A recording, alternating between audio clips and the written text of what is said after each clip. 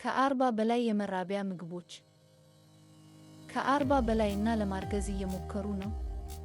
እርስዎ ብቻ አይደሉም እና ትክክለኛዎቹ ምግቦች እውነተኛ ለውጥ ያመጣሉ። ግን ከአመጋገብ ብቻ የበለጠ ብዙ ነገር አለን። ከፋፍለው።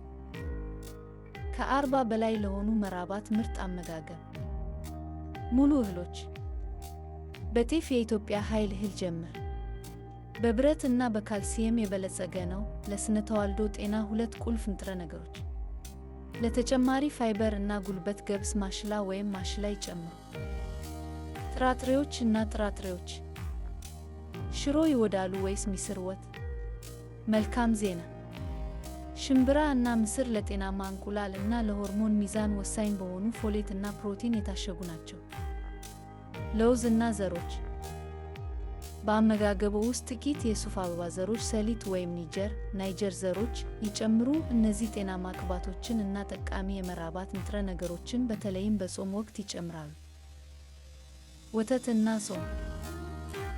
ጾም ባልሆኑ ቀናት ወተት፣ እርጎ እና አይብ ካልሲየም እና ቢ12 እንዲያገኙ ይረዳዎታል። በጾም ወቅት በምትኩ የበለጸጉ የእጽዋት ወተቶች ወይም በፕሮቲን የበለጸጉ ጥራጥሬዎች ይሁኑ። ፍራፍሬዎች፣ አትክልቶች እና ዘይቶች።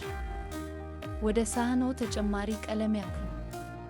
ሙዝ፣ ፓውፓው፣ ጎመን፣ ሽንኩርት፣ ቲማቲም፣ ቤሪ፣ አቮካዶ የእንቁላልን ጥራት በሚከላከሉ አንቲኦክሲደንትስ የበለጸጉ ናቸው እና ቅቤን ይዝለሉ። ጤናማ ዘይቶች እንደ የሱፍ አበባ ወይም በምትኩ የኔገር ዘይት ይጠቀሙ። ፈጣን ምክሮች።